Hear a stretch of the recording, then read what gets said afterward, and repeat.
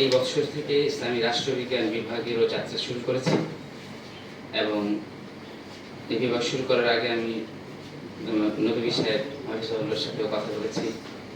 আমাদের আবরার ভাই তো আছেন, শেখ মুসরাদ হাফিজুল্লাহ সহ বেশ কিছু জাতীয় রাষ্ট্রচিন্তক ওলামায়ে কেরামের সাথে আলোচনা করে এই বিভাগের যাত্রা শুরু করেছে এবং বাকায়দা আলহামদুলিল্লাহ দর্শ চলছে।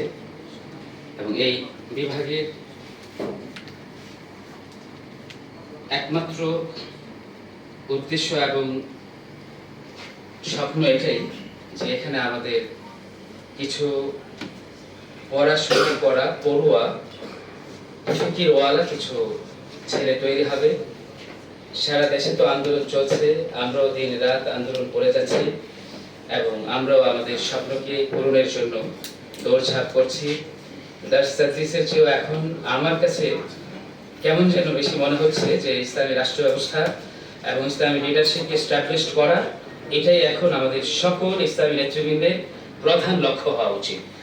দার্স তাদরিস যথাযথ গুরুত্বের সাথে যথাস্থানে চলমান আছে, চলমান থাকবে, কিন্তু আমাদের এই মসজিদ, আমাদের এই মাদ্রাসা, আমাদের এই খানকা, ইসলামী যত কেন্দ্র আছে এই কেন্দ্রগুলোর নিরাপত্তা এবং সুরক্ষা আমি মনে করি আগামী বাংলাদেশের ইসলামী নেতৃত্বের সাথে সম্পৃক্ত।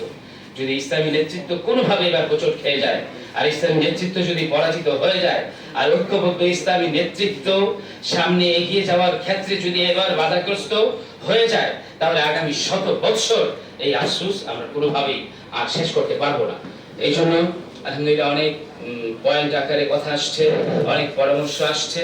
আমি মনে করি এই সবগুলোকে সামনে রেখে খুব দ্রুততম সময়ের মধ্যে জাতীয় গোলটেবিল বৈঠক এবং বিভিন্ন সভা, সেমিনার এবং সিম্পোজিয়াম আলহামদুলিল্লাহ যথেষ্ট পরিমাণে হচ্ছে, কিন্তু এটাকে একটা প্রাতিষ্ঠানিক রূপ দেওয়া এবং এটাকে পরিকল্পিতভাবে কমিটির আকারে সুবিন্যস্ত রূপে সকল ইসলামী দলগুলোর ঐক্য প্রয়াসকে একটা প্রাতিষ্ঠানিক রূপ দিয়ে আমি মনে করি এর একটা জাতীয় ঘোষণা হওয়া উচিত।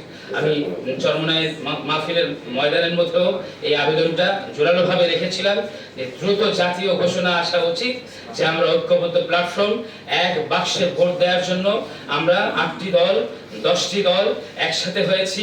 এখানে শুধু ইসলামী দলগুলো, সকল দলগুলো আসতে পারে, সাথে নুরু ভাইয়ের দল আছে, এবি পার্টি আছে, মুহতারাম আমির সাহেব গত 2 দিন আগেও সবাইকে নিয়ে বসেছিলেন।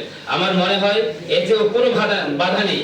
আমি হামিদ সাহেব হুজুর রহিমাহুল্লাহ ইসলামী আধুনিক রাষ্ট্রবিজ্ঞান এবং ইসলাম এই কিতাবটাও দেখছি এবং আরো কিছু কিতাব দেখছি।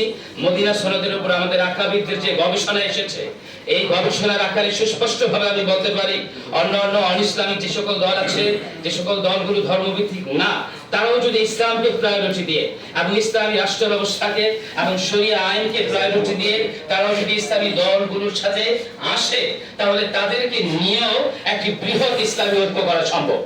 এই জন্য আমি মনে করি ইনশাআল্লাহ এই ব্যাপারে আমাদের আকাবিরগণ এবং কেন্দ্রীয় নেতৃবৃন্দগণ দ্রুত ভাববেন এবং প্রতিটি জেলায়, থানায় এভাবে আমাদের এই ঐক্যবদ্ধ প্ল্যাটফর্মের একটি সুস্পষ্ট রূপ আমাদের সামনে যেন চলে আসে খুব দ্রুত সময়ের মধ্যে।